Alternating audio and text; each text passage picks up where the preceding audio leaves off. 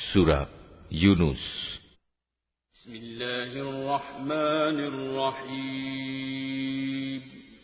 রহমান রহিম আল্লাহ তাআলার নামে। আলিফ লাম রা। এগুলো হচ্ছে একটি জ্ঞান গর্ভ গ্রন্থের আয়াত। মানুষের কাছে এটা কি আসলেই একটা আশ্চর্যের বিষয় যে আমি তাদের মধ্যে থেকে তাদেরই মতো একজন মানুষের কাছে ওহী পাঠিয়েছি, যেন সে মানুষকে তাদের জাহান্নাম সম্পর্কে সাবধান করে দিতে পারে। আবার যারা এ ওহীর উপর ঈমান আনে তাদের এ মর্মে সুসংবাদও দিতে পারে যে তাদের জন্য তাদের মালিকের কাছে উঁচু মর্যাদা রয়েছে। কাফেররা এমনি আশ্চর্যান্বিত হয়ে পড়ল যে তারা বলল, অবশ্যই এ ব্যক্তি একজন সুদক্ষ জাদুকর। হে মানুষ, তোমাদের মালিক হচ্ছেন আল্লাহ তাআলা, যিনি আকাশমণ্ডলী ও পৃথিবীকে 6 দিনে পয়দা করেছেন। অতঃপর তিনি আরশে সমাসীন হন। তিনি এর যাবতীয় কাজ স্বহস্তে নিয়ন্ত্রণ করেন। কেউই তাঁর অনুমতি ছাড়া কারো জন্য সুপারিশকারী হতে পারে না। এই হচ্ছেন তোমাদের মালিক আল্লাহ তাআলা, অতএব তোমরা তাঁরই ইবাদত করো। তোমরা কি আসল কথা অনুধাবন করবে না? মৃত্যুর পর তোমাদের সবার ফিরে যাবার জায়গা হবে একমাত্র তাঁর কাছে। সেখানে গিয়ে তোমরা আল্লাহ তাআলা সকল প্রতিশ্রুতি সত্য পাবে। তিনি এ সৃষ্টির অস্তিত্ব দান করেন। মৃত্যুর পর তিনিই আবার তাকে তার জীবন ফিরিয়ে দেবেন, যাতে করে যারা তার উপর ঈমান আনে, ভালো কাজ করে, যথার্থ ইনসাফের সাথে তিনি তাদের কাজের বিনিময় দান করতে পারেন এবং একথাটাও পরিষ্কার করে দিতে পারেন। যারা আল্লাহ তাআলাকে অস্বীকার করে তাদের জন্য উত্তপ্ত পানীয় ও কঠিন শাস্তি রয়েছে, কেননা তারা পরকালের এ শাস্তি অস্বীকার করত। সে মহান আল্লাহ তাআলা সূর্যকে প্রখর তেজোদ্দীপ্ত করে বানিয়েছেন এবং চাঁদকে বানিয়েছেন জ্যোতির্ময়। অতঃপর আকাশে তার জন্য কিছু মঞ্জিল তিনি নির্দিষ্ট করে দিয়েছেন, যাতে করে এর নিয়ম দ্বারা তোমরা বছরের গণনা এবং দিন তারিখের হিসাবটা জানতে পারো। আসলে আল্লাহ তাআলা যে এসব কিছু পয়দা করে রেখেছেন তার কোনোটাই তিনি নিরর্থক করেননি। যারা সৃষ্টি রহস্য সম্পর্কে জানতে চায় তাদের জন্য আল্লাহ তাআলা তার নিদর্শন খুলে খুলে বর্ণনা করেন। অবশ্যই দিন ও রাতের পরিবর্তনে এবং আল্লাহ তাআলা যা কিছু এ আসমান সমূহ ও জমিনের মাঝে পয়দা করেছেন তার প্রতিটি জিনিসের মাঝে পরেজগার লোকদের জন্য আল্লাহ তাআলাকে চেনার নিদর্শন রয়েছে। মানুষের মাঝে যারা মৃত্যুর পর আমার সাথে সাক্ষাতের প্রত্যাশী নয়, যারা এ পার্থিব জীবন নিয়েই সন্তুষ্ট এবং এখানকার সবকিছু নিয়েই পরিতৃপ্ত, সর্বোপরি যারা আমার সৃষ্টি বৈচিত্র্যের নিদর্শন সমূহ থেকে গাফেল থাকে, তারাই হচ্ছে সেসব লোক যাদের নিশ্চিত ঠিকানা হবে জাহান্নামের আগুন। এ হচ্ছে তাদের সে কর্মফল যা তারা দুনিয়ার জীবনে অর্জন করেছে। অপরদিকে যারা আল্লাহ তাআলার উপর ঈমান এনেছে এবং নেক কাজ করেছে, তাদের মালিক তাদের এ ঈমানের কারণেই তাদের সঠিক পথ দেখাবেন। তাদের তলদেশ দিয়ে অসংখ্য নিয়ামতে পরিপূর্ণ জান্নাতে সুপেয় ঝর্ণাধারা প্রবাহমান থাকবে। এ সময়ে তাদের মুখে একটি মাত্র ধ্বনি প্রতিধ্বনিত হতে থাকবে, হে আল্লাহ, তুমি কত মহান, কত পবিত্র। সেখানে তাদের পারস্পরিক অভিবাদন হবে সালাম, এবং তাদের শেষ কথা হবে যাবতীয় তারিফ সৃষ্টিকুলের মালিক আল্লাহ তাআলার জন্য। ভেবে দেখো, আল্লাহ তাআলা যদি মানুষের জন্য তাদের অন্যায় কাজকর্মের শাস্তি দিতে গিয়ে অকল্যাণকে ত্বরান্বিত করতেন, যেভাবে মানুষ নিজেদের কল্যাণ ত্বরান্বিত করতে চায়, তাহলে তাদের অবকাশ দেওয়ার এ সুযোগ কবেই শেষ হয়ে যেত। কিন্তু আল্লাহ তাআলা তাদের ঢিল দিয়ে রেখেছেন।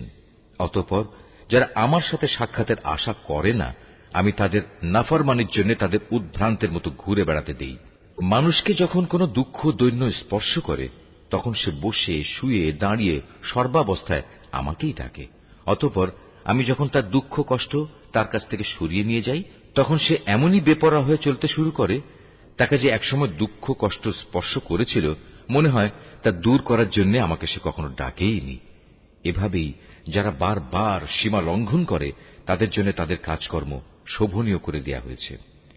তোমাদের আগে অনেক কয়েকটি মানব গোষ্ঠীকে আমি ধ্বংস করে দিয়েছি যখন তারা জুলুম করতে শুরু করেছিল, অথচ তাদের কাছে আমার সুস্পষ্ট নিদর্শন সহ তাদের রাসূলরা এসেছিল, কিন্তু তারা কোনো রকমেই ঈমান আনল না। এভাবেই ধ্বংসের মাধ্যমে আমি নাফরমান জাতিদের তাদের জুলুমের প্রতিফল দিয়ে থাকি। অতঃপর আমি এ জমিনে তাদের জায়গায় তোমাদের খলিফা করে পাঠিয়েছি। আমি দেখতে চাই তোমরা আমার সাথে কি ধরনের আচরণ করো। হে নবী, যখন আমার সুস্পষ্ট আয়াতসমূহ তাদের পড়ে শোনানো হয়, তখন তাদের মধ্যে যারা আমার সাথে মৃত্যুর পর কোন রকম দেখা সাক্ষাতের আশা করে না, তারা ঔদ্ধত্যের সাথে তোমাকে বলে, এছাড়া অন্য কোন কোরআন নিয়ে এসো কিংবা একে বদলে দাও। তুমি এদের বলো, আমার নিজের এমন কোনো ক্ষমতাই নেই যে আমি একে বদলে দেব। আমি তো তাই অনুসরণ করি যা আমার উপর ওহী আসে। আমি যদি আমার মালিকের কোন রকম নাফরমানি করি, তাহলে আমি একটি মহা দিবসের কঠিন শাস্তির ভয় করি।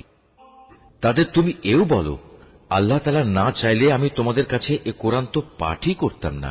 আমি তো এ গ্রন্থ সম্পর্কে তোমাদের কোনো কিছু জানাতামই না। কিন্তু আমি তো এর আগেও তোমাদের মাঝে অনেকগুলো বয়স কাটিয়ে এসেছি, তোমরা কি বুঝতে পারছো না? অতঃপর বলো, তার চাইতে বড় জালেম আর কে হতে পারে যে আল্লাহ তাআলার উপর মিথ্যা আরোপ করে কিংবা তার আয়াত অস্বীকার করে? এ ধরনের নাফরমান লোকেরা কখনোই সফল কাম হয় না। এ মূর্খ লোকেরা আল্লাহ তাআলাকে বাদ দিয়ে এমন কিছুর উপাসনা করে যা তাদের কোন রকম ক্ষতি করতে পারে না, আবার তা তাদের কোন রকম উপকারও করতে পারে না। তারা বলে, এগুলো হচ্ছে আল্লাহ তাআলার কাছে আমাদের সুপারিশকারী। তুমি এ মুশরিকদের বলো, তোমরা কি আল্লাহ তাআলাকে এমন কোন কিছুর খবর দিতে চাও যা তিনি আসমান সমূহের মাঝে অবহিত নন এবং জমিনের মাঝেও নন? তিনি পাক, পবিত্র এবং মহান। তারা যে শিরক করে তিনি তার চাইতে অনেক ঊর্ধ্বে। মানুষ ছিল একই জাতি, অতঃপর তারা তাদের মাঝে মতবিরোধ সৃষ্টি করেছে। তোমার মালিকের পক্ষ থেকে তাদের শাস্তির মুহূর্তটি মৃত্যুর পরবর্তী জীবন পর্যন্ত স্থগিত করার ঘোষণা না থাকলে কবেই সে বিষয়ে ফয়সালা হয়ে যেত। আজ এ বিষয় নিয়ে তারা মতবিরোধ ঘটায়। তারা আরো বলে, তার মালিকের কাছ থেকে তার উপর কোন নিদর্শন অবতীর্ণ হয় না কেন? তুমি তাদের বলো, গায়েব সংক্রান্ত যাবতীয় জ্ঞান তো একমাত্র আল্লাহ তাআলার কাছে। অতএব আল্লাহ তাআলার সে গায়েবী ফয়সালার জন্য তোমরা অপেক্ষা করো, আর আমিও তোমাদের সাথে সেদিনের প্রতীক্ষা করছি। মানুষকে দুঃখ মুসিবত স্পর্শ করার পর যখন আমি তাদের কিছুটা করুণার স্বাদ ভোগ করাই, তখন সাথে সাথেই তারা আমার রহমতের নিদর্শন সমূহের সাথে চালাকি শুরু করে দেয়। হে নবী, তুমি বলো, কলাকৌশলে আল্লাহ তাআলা সবার চাইতে বেশি তৎপর। অবশ্যই আমার ফেরেশতারা তোমাদের যাবতীয় কলাকৌশলের কথা তোমাদের আমল নামায় লিখে রাখে। এই মহান আল্লাহ তাআলা, যিনি তোমাদের জলে স্থলে ভ্রমণ করান। এমনকি তোমরা যখন নৌকায় আরোহণ করো এবং এ নৌকাগুলো যখন তাদের নিয়ে অনুকূল আবহাওয়ায় চলতে থাকে, তখন নৌকার আরোহীরা এতে ভীষণ আনন্দিত হয়। হঠাৎ এক সময় এই নৌকাগুলো ঝড়বাহী বাতাসের কবলে পড়ে এবং চারদিক থেকে তাদের উপর ঢেউ আসতে থাকে এবং তারা মনে করে এবার সত্যি এ বাতাস ও ঢেউ দ্বারা তারা পরিবেষ্টিত হয়ে গেছে। তেমন তারা একান্ত নিষ্ঠাবান বান্দা হয়ে আল্লাহ তাআলাকে এই বলে ডাকতে শুরু করে, হে আল্লাহ, যদি তুমি আমাদের এ মহা দুর্যোগ থেকে বাঁচিয়ে দাও, তাহলে আমরা তোমার শুকরগুজার বান্দাদের অন্তর্ভুক্ত হয়ে যাব। অতঃপর সত্যি সত্যি যখন তিনি তাদের এই বিপর্যয় থেকে বাঁচিয়ে দেন, তখন তারা ওয়াদার কথা ভুলে সাথে সাথেই অন্যায়ভাবে জমিনে নাফরমানি শুরু করে দেয়। হে মানুষ, তোমরা শুনে রাখো, তোমাদের নাফরমানি তোমাদের নিজেদের জন্যই ক্ষতিকারক হবে। মূলত এ হচ্ছে দুনিয়ার সহায় সম্পদ। অতঃপর তোমাদের আমার কাছেই ফিরে আসতে হবে। তখন আমি তোমাদের বলে দেব দুনিয়ার জীবনে তোমরা কে কি করতে। এ পার্থিব জীবনের উদাহরণ হচ্ছে, যেমন আমি আকাশ থেকে পানি বর্ষণ করলাম, যা দ্বারা অতঃপর জমিনের গাছপালা ঘন সন্নিবিষ্ট হয়ে উদ্গত হল, যা থেকে মানুষ ও জন্তু জানোয়াররা তাদের আহার সংগ্রহ করল। এরপর একদিন যখন জমিন তার সৌন্দর্যের রূপ ধারণ করল এবং আপন সৌন্দর্যে সে শোভিত হয়ে উঠল, তখন এসব দেখে তার জমিনের মালিক মনে করল তারা বুঝি এর ফসল ভোগ করার উপর এখন সম্পূর্ণ ক্ষমতাবান হয়ে গেছে।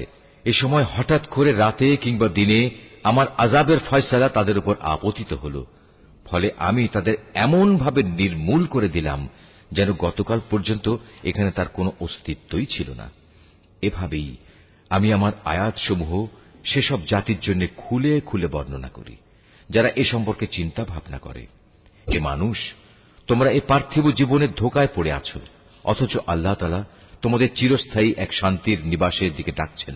তিনি যাকে ইচ্ছা করেন তাকে সহজ সরল পথে পরিচালিত করেন। যারা ভালো কাজ করেছে যাবতীয় কল্যাণ তো থাকবে তাদের জন্যই, এবং থাকবে তার চাইতেও বেশি। সেদিন তাদের চেহারা কোনো কালিমা ও হীনতা দ্বারা আচ্ছন্ন থাকবে না। তারাই হবে জান্নাতের অধিবাসী, তারা সেখানে থাকবে চিরদিন। অপরদিকে যারা মন্দ কাজ করেছে তাদের মন্দের প্রতিফল তেমন মন্দই হবে। অপমান তাদের আচ্ছন্ন করে ফেলবে। সেদিন আল্লাহর আযাব থেকে তাদের রক্ষাকারী কেউই থাকবে না।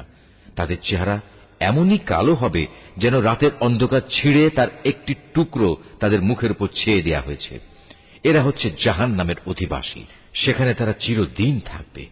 হে নবী, তুমি তাদের সেদিনের ব্যাপারে সাবধান করো, যেদিন আমি তাদের সবাইকে আমার সামনে একত্রিত করব।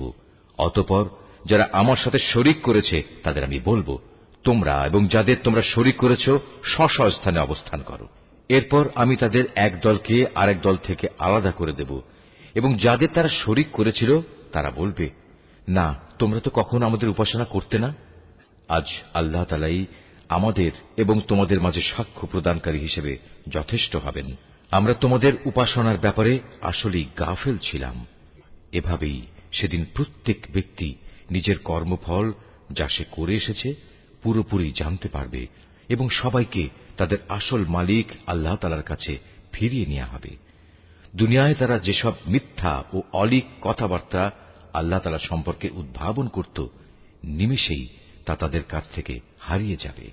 হে নবী, তুমি বলো, সে কে যে তোমাদের আসমান ও জমিন থেকে জীবিকা সরবরাহ করে? অথবা তোমাদের শোনা ও দেখার ক্ষমতা কার কর্তৃত্বাধীন? কে আছে এমন যে জীবিতকে মৃত থেকে আবার মৃতকে জীবিত থেকে বের করে আনে? কে আছে এমন যে এসব কিছুর পরিকল্পনা প্রণয়ন করে? তাদের এসব প্রশ্ন করলে তারা সাথে সাথেই বলে উঠবে, হ্যাঁ, অবশ্যই আল্লাহ। তুমি তাদের বলো, যদি তাই হয় তাহলে সত্য অস্বীকার করার পরিণামকে কি তোমরা ভয় করবে না? তিনি আল্লাহ তাআলা, তিনি তোমাদের আসল মালিক।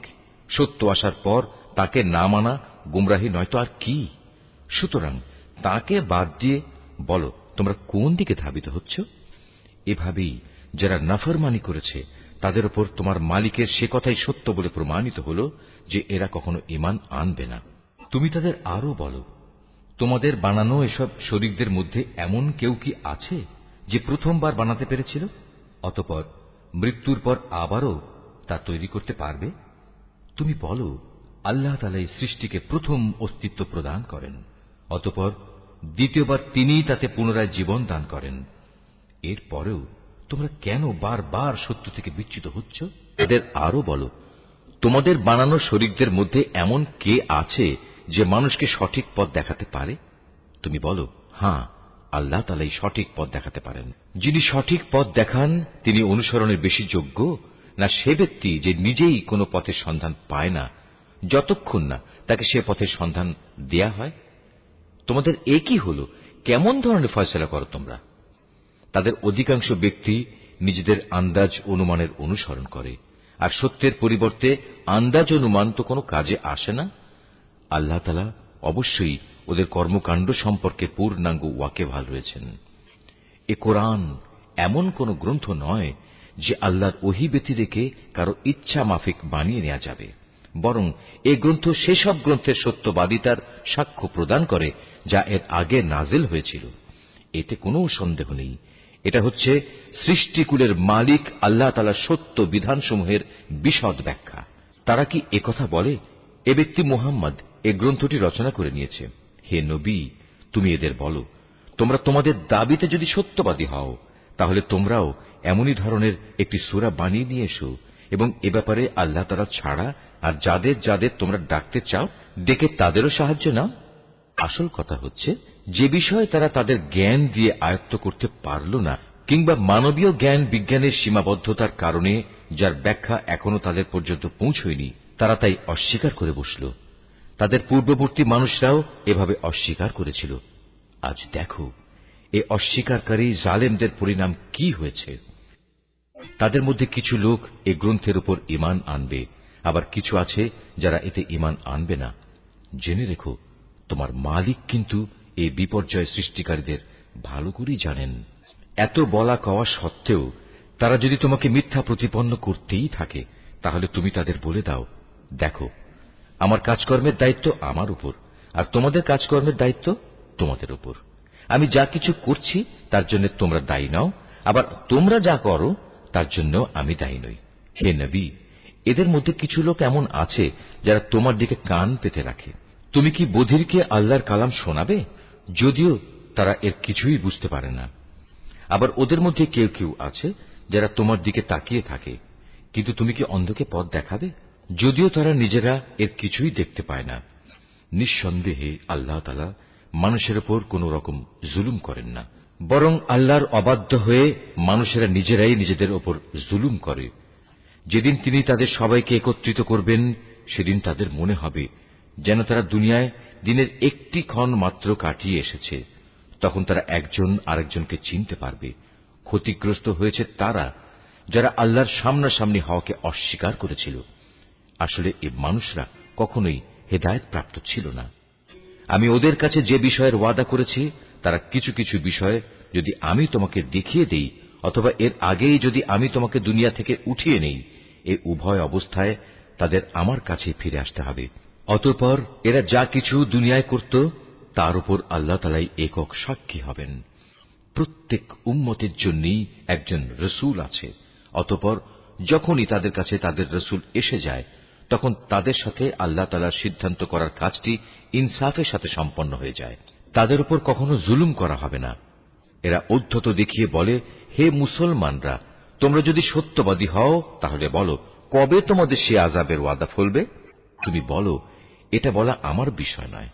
আল্লাহ তাআলা যা চান তা ব্যতি রেখে আমি তো আমার নিজস্ব ভালো মন্দের অধিকারও রাখি না।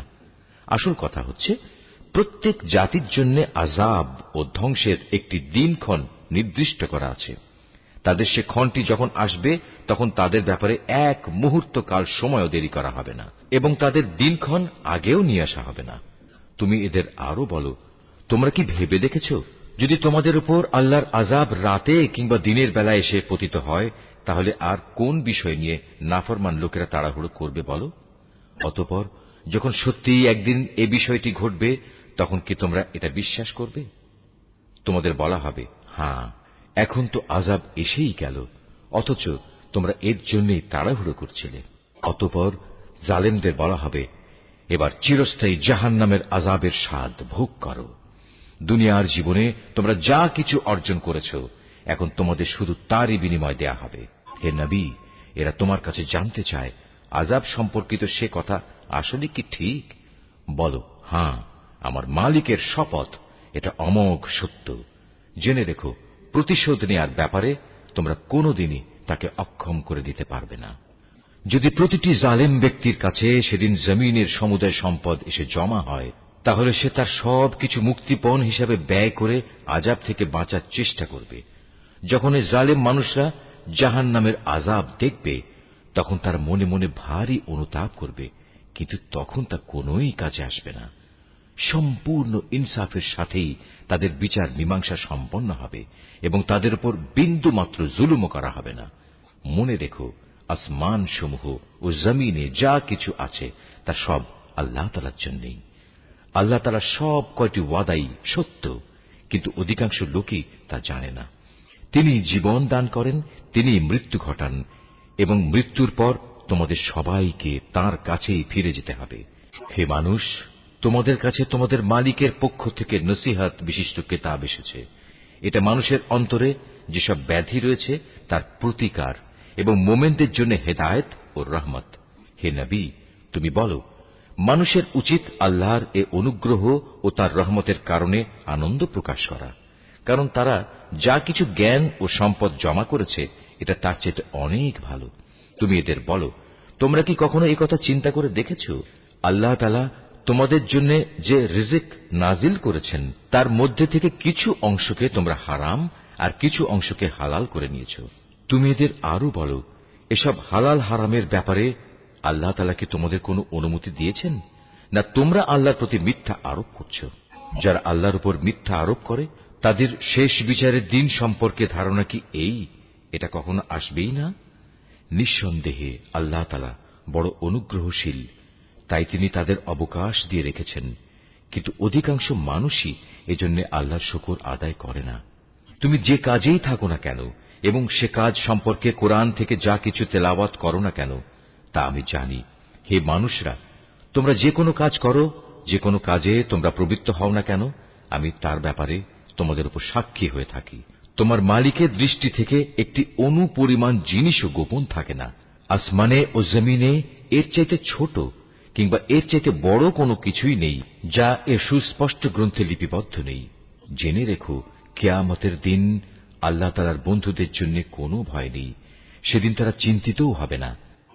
এরা হচ্ছে সেসব লোক যারা আল্লাহর উপর ঈমান এনেছে এবং তাকে ভয় করেছে।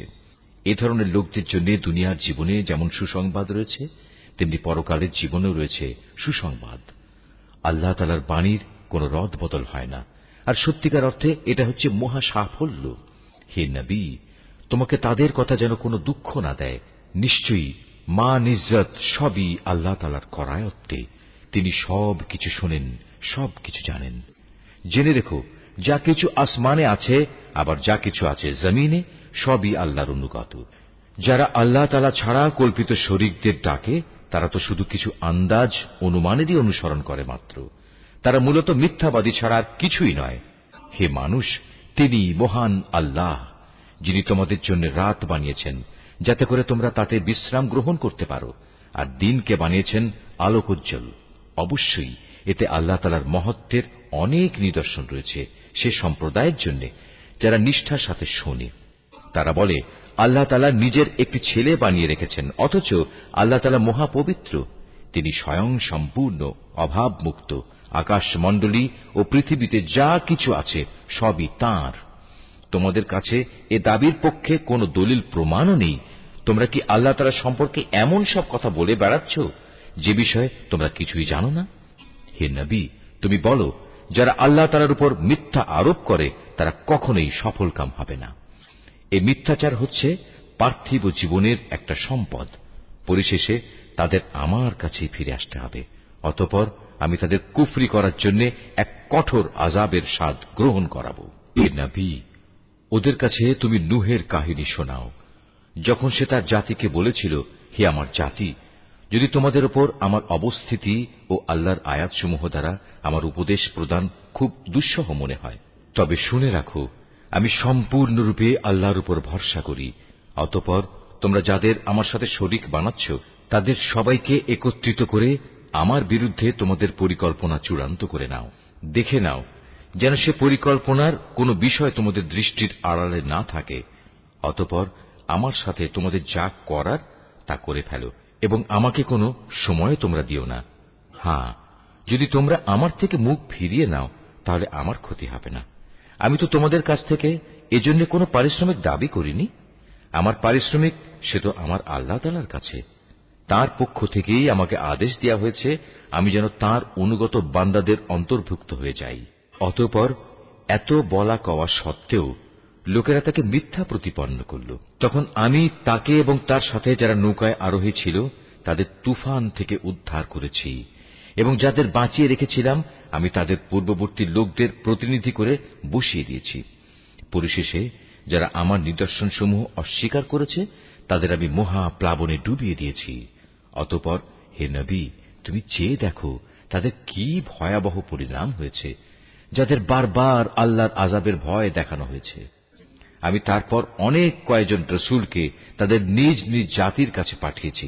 তারা সবাই সুস্পষ্ট প্রমাণসমূহ নিয়ে নিজ জাতির কাছে এসেছে, কিন্তু এমনটি হয়নি যে আগের লোকেরা ইতিপূর্বে যা অস্বীকার করেছিল তার উপর এরা ঈমান আনবে। এভাবে যারা নাফরমানিতে সীমা লঙ্ঘন করে তাদের দিলে আমি মোহর মেরে দিই। তাদের পর আমি আমার সুস্পষ্ট নিদর্শন নিয়ে মূসা ও হারুনকে ফেরাউন এবং তার পরিষদবর্গের কাছে পাঠিয়েছি, কিন্তু তারা সবাই অহংকার করল। আসলে তারা ছিল বড়ই নাফরমান জাতি। আমার পক্ষ থেকে সত্য যখন তাদের কাছে এলো তখন ওরা বলল, নিশ্চয়ই এ হচ্ছে সুস্পষ্ট জাদু। মূসা বলল, তোমরা কি সত্য সম্পর্কে এসব বাজে কথা বলছো যখন তা তোমাদের কাছে প্রমাণসহ এসে গেছে? তোমরা কি মনে করো এটা আসলে জাদু? অথচ জাদুকররা কখনোই সফলকাম হয় না। তারা বলল, তোমরা কি এ উদ্দেশ্যে আমাদের কাছে এসেছো যে যা কিছুর উপর আমরা আমাদের বাপ দাদাদের পেয়েছি তা থেকে তোমরা আমাদের বিচ্যুত করে দেবে? এবং আমাদের এ ভূখণ্ডে তোমাদের দু ভাইয়ের প্রতিপত্তি প্রতিষ্ঠিত হয়ে যাবে? না, তা কিছুতেই হবে না। আমরা তোমাদের দুজনের ওপর কখনো ঈমান আনব না। এবার ফেরাউন নিজের দলবলকে বলল, তোমরা আমার কাছে রাজ্যের সব সুদক্ষ জাদুকরদের নিয়ে এসো। অতঃপর ফেরাউনের নির্দেশে জাদুকররা যখন এসে হাজির হল, তখন মূসা তাদের লক্ষ্য করে বলল, তোমাদের যা নিক্ষেপ করার তা তোমরা নিক্ষেপ করো। মূসা বলল, তোমরা কি সত্য সম্পর্কে এসব বাজে কথা বলছো, যখন তা তোমাদের কাছে প্রমাণ সহ এসে গেছে? তোমরা কি মনে করো এটা আসলে জাদু? অথচ জাদুকররা কখনোই সফলকাম হয় না। যখন তাদের জাদুর বাণ নিক্ষেপ করল, তখন মূসা বলল, তোমরা যা নিয়ে এসেছ তা হচ্ছে আসলেই জাদু। দেখবে অচিরেই আল্লাহ তাআলা তা ব্যর্থ করে দেবেন। আল্লাহ তাআলা কখনো ফাসাদ সৃষ্টিকারীদের কাজকর্ম শুধরে দেন না। আল্লাহ তাআলা স্বীয় বাণী দ্বারা সত্যকে সত্য বলে প্রতিষ্ঠিত করেন, যদিও নাফরমান মানুষরা একে খুবই অপ্রীতিকর মনে করে। ফেরাউন ও তার পরিষদবর্গের ভয়ে মূসার উপর তার জাতির কতিপয় কিশোর যুবক ছাড়া অন্য কোন লোক ঈমান আনেনি। অবশ্যই ফেরাউন ছিল জমিনের মাঝে অহংকারী বাদশাহ এবং মারাত্মক সীমা লঙ্ঘনকারী। মূসা তার উপর যারা ঈমান এনেছে তাদের বলল, হে আমার জাতি, তোমরা যদি সত্যি মুসলমান হয়ে থাকো, তাহলে অধৈর্য না হয়ে যিনি তোমাদের মালিক তোমরা তাঁর উপর ভরসা করো, যদি তোমরা আল্লাহতে আত্মসমর্পণকারী হও। মূসার কথায় অতঃপর তারা বলল, হ্যাঁ, আমরা আল্লাহর উপরই ভরসা করি এবং আমরা বলি, হে আমাদের মালিক, তুমি আমাদের জালেম সম্প্রদায়ের অত্যাচারের শিকারে পরিণত করো না, এবং তোমার একান্ত রহমত দ্বারা তুমি আমাদের ফেরাউন ও তার কাফের সম্প্রদায়ের হাত থেকে মুক্তি দাও। আমি এরপর মূসা ও তার ভাই হারুনের কাছে ওহী পাঠালাম, তোমরা তোমাদের জাতির লোকদের জন্য মিশরেই ঘর বাড়ি বানাও এবং তোমাদের ঘরগুলোকে কেবলামুখী করে বানাও এবং তাতে তোমরা নামাজ প্রতিষ্ঠা করো। সর্বোপরি ঈমানদারদের মুক্তির সময় ঘনিয়ে এসেছে মর্মে সুসংবাদ দাও। মূসা আল্লাহ তাআলাকে বলল, হে আমাদের মালিক, নিঃসন্দেহে তুমি ফেরাউন ও তার মন্ত্রী পরিষদকে দুনিয়ার জীবনে সৌন্দর্যমণ্ডিত উপকরণ এবং ধন সম্পদ দান করে রেখেছ। এটা কি এজন্যে, হে আমাদের মালিক, তারা এ দিয়ে জনপদের মানুষকে তোমার পথ থেকে গোমরা করে দেবে? হে আমাদের মালিক, তাদের সমুদায় ধন সম্পদ বিনষ্ট করে দাও, তাদের অন্তরসমূহকে আরো শক্ত করে দাও। মূলত তারা একটা কঠিন আযাব নাজিল হতে না দেখলে কখনোই ঈমান আনবে না। আল্লাহ তাআলা বললেন, হ্যাঁ, তোমাদের উভয়ের দোয়াই কবুল করা হয়েছে। অতএব তোমরা দ্বীনের উপর সুদৃঢ় হয়ে দাঁড়িয়ে থাকো। তোমরা দুজন কখনো সেসব লোকের কথার অনুসরণ করো না যারা কিছুই জানে না। অতঃপর ঘটনা এমন হল, আমি বনী ইসরায়েলদের সাগর পার করিয়ে দিলাম। এরপর ফেরাউন ও তার সৈন্য সামন্ত বিদ্বেষ পরায়ণতা ও সীমা লঙ্ঘন করার জন্য তাদের পিছু নিল। এমনকি যখন সে দলবল সহ সাগরের অথই ঢেউয়ে ডুবতে থাকল, তখন সে বলল, এখন আমি ঈমান আনলাম যে মাবুদের উপর বনী ইসরায়েল ঈমান এনেছে, তিনি ছাড়া দ্বিতীয় কোনো মাবুদ নাই, আমিও তাঁর অনুগতদের একজন। আমি বললাম, এখন ঈমান আনছ, অথচ একটু আগেই তুমি নাফরমানি করছিলে এবং জমিনে তুমি ছিলে বিপর্যয় সৃষ্টিকারীদের অন্যতম নেতা। আজ তো আমি তোমাকে, অর্থাৎ তোমার লাশকেই বাঁচিয়ে রাখব, যাতে করে তুমি তোমার লাশ পরবর্তী প্রজন্মের জন্য একটা বড় আকারের নিদর্শন হয়ে থাকতে পারো। অবশ্য অধিকাংশ মানুষই আমার এসব নিদর্শন থেকে সম্পূর্ণ অজ্ঞ ও বেখবর। ফেরাউনকে ডুবিয়ে মারার পর আমি বনী ইসরায়েলের লোকদের বরকতপূর্ণ ও উৎকৃষ্ট আবাসভূমিতে বসবাস করালাম এবং তাদের জন্য উত্তম জীবনোপকরণের ব্যবস্থা করলাম। অতঃপর তারা নিজেদের মধ্যে মতবিরোধ শুরু করে দিল। এমনকি যখন দিনের সঠিক জ্ঞান তাদের কাছে এসে পৌঁছল, তারপরেও তারা মতবিরোধ থেকে ফিরে এলো না। অবশ্যই তোমার মালিক কিয়ামতের দিন তাদের সেসব বিষয়ের ফয়সালা করে দেবেন, যা নিয়ে তারা নিজেদের মাঝে বিভেদ করত। হে নবী, আজ আমি তোমার উপর যে কিতাব নাজিল করেছি তাতে বর্ণিত কোনো ঘটনার ব্যাপারে যদি তোমার মনে কোনো সন্দেহ থাকে, তাহলে সেসব লোকের কাছে এসব ঘটনা জিজ্ঞেস করো যারা তোমার আগে তাদের উপর নাজিল করা কিতাব পড়ে আসছে। অবশ্যই তোমার কাছে তোমার মালিকের কাছ থেকে সত্য এসেছে, তাই তুমি কখনো সন্দেহবাদীদের দলে শামিল হইও না। তুমি তাদের দলেও শামিল হইও না যারা আল্লাহর আয়াতসমূহ মিথ্যা প্রতিপন্ন করেছে। এরূপ করলে তুমি ক্ষতিগ্রস্তদের অন্তর্ভুক্ত হয়ে যাবে। নবী, অবশ্যই তাদের ব্যাপারে তোমার মালিকের কথা সত্য প্রমাণিত হয়ে গেছে যে তারা কখনো ঈমান আনবে না। এমনকি তাদের কাছে আল্লাহর প্রত্যেকটি নিদর্শন এসে পৌঁছলেও তারা ঈমান আনবে এমন নয়, যতক্ষণ না তারা কঠিন আযাব নিজেদের চোখে দেখতে পাবে। ইউনুস নবীর সম্প্রদায় ব্যতীত অন্য কোন জনপদ এমন ছিল না যারা এভাবে আযাব দেখে ঈমান এনেছে এবং তাদের এ ঈমান তাদের কোনো উপকার করতে পেরেছে। তারা যখন আযাব আসতে দেখে আল্লাহর উপর ঈমান আনল, তখন আমি তাদের এ পার্থিব জীবনের অপমানকর আযাব তাদের কাছ থেকে সরিয়ে নিলাম এবং তাদের আমি এক বিশেষ সময় পর্যন্ত জীবনের উপায় উপকরণ থেকে উপকৃত হতেও সুযোগ দিলাম। হে নবী, তোমার মালিক চাইলে এই জমিনে যত মানুষ আছে তারা সবাই ঈমান আনত, কিন্তু তিনি তা চাননি। তাছাড়া তুমি কি জোর জবরদস্তি করে চাইবে যে তারা সবাই মোমেন হয়ে যাক? কোন মানুষেরই এ সাধ্য নেই যে আল্লাহর অনুমতি বেঁধে রেখে সে ঈমান আনবে। যারা ঈমানের রহস্য বুঝতে পারে না, আল্লাহ তাআলা এভাবেই তাদের জীবনের উপর কুফর ও শিরকের কলুষ লাগিয়ে দেন। হে নবী, তুমি বলো, তোমরা দেখো আসমান সমূহ ও জমিনে কি কি জিনিস রয়েছে, কিন্তু যারা ঈমানই আনবে না তাদের জন্য আল্লাহর এসব নিদর্শন ও পরকালের সাবধান বাণী কোনই উপকারে আসে না। তারাও কি সে ধরনের কোন দিনের অপেক্ষা করছে যে ধরনের অপমানকর দিন তাদের আগের লোকদের উপর এসেছিল? যদি তাই হয়, তাহলে তুমি বলো, তোমরা সেদিনের অপেক্ষা করো, আমিও তোমাদের সাথে অপেক্ষা করতে থাকব। অতঃপর যখন আযাবের সময় আসে, তখন আমি আমার রসুলদের সেই আযাব থেকে বাঁচিয়ে দেই এবং তাদেরও বাঁচিয়ে দেই যারা ঈমান আনে। এভাবেই আমি আমার উপর এটা কর্তব্য করে নিয়েছি যে আমি মোমেনদের আযাব থেকে উদ্ধার করি। হে নবী, তুমি লোকদের বলো, হে মানুষরা, তোমরা যদি আমার আনিত দ্বীন সম্পর্কে কোনো সন্দেহ করো, তাহলে শুনে রাখো, আল্লাহ তাআলা ছাড়া অন্য যাদের তোমরা ইবাদত করো, আমি তাদের ইবাদত করি না। আমি তো বরং তার মহান সত্তার ইবাদত করি, যিনি তোমাদের মৃত্যু ঘটান। আমাকে আরো আদেশ দেয়া হয়েছে আমি যেন মোমেনদের অন্তর্ভুক্ত থাকি। আমাকে আরো বলা হয়েছে, তুমি আল্লাহর দ্বীনের জন্য একনিষ্ঠভাবে নিজের চেহারা প্রতিষ্ঠিত করো এবং কখনো তুমি মুশরিকদের দলে শামিল হও না। আমাকে আদেশ দেয়া হয়েছে, তুমি কখনো আল্লাহ তাআলাকে বাদ দিয়ে এমন কাউকে ডেকো না যে তোমার কোনো কল্যাণ যেমন করতে পারে না, তেমনি তোমার কোনো অকল্যাণও সে করতে পারে না। এ সত্ত্বেও যদি তুমি অন্যথা করো, তাহলে তুমি অবশ্যই জালেমদের মধ্যে গণ্য হবে। যদি আল্লাহ তাআলা তোমাদের কোনো দুঃখ কষ্ট দেন, তাহলে তিনি ছাড়া অন্য কেউই নেই তা দূরীভূত করার। আবার তিনি যদি মেহেরবানি করে তোমার কোনো কল্যাণ চান, তাহলে তার সে অনুগ্রহ রদ করারও কেউ নেই। তিনি তার বান্দাদের যাকে চান তাকেই কল্যাণ পৌঁছান। আল্লাহ তাআলা বড়ই ক্ষমাশীল ও পরম দয়ালু। হে নবী, তুমি বলো, হে মানুষ, তোমাদের কাছে তোমাদের মালিকের পক্ষ থেকে সত্য দ্বীন এসেছে। অতএব যে হেদায়েতের পথ অবলম্বন করবে, সে তো তার নিজের ভালোর জন্যই হেদায়েতের পথে চলবে, আর যে গোমরা থেকে যাবে সে তো গোমরাহির উপর চলার কারণেই গোমরা হয়ে যাবে। আমি তো তোমাদের উপর কর্মবিধায়ক নই যে জোর করে তোমাদের গোমরাহি থেকে বের করে আনব।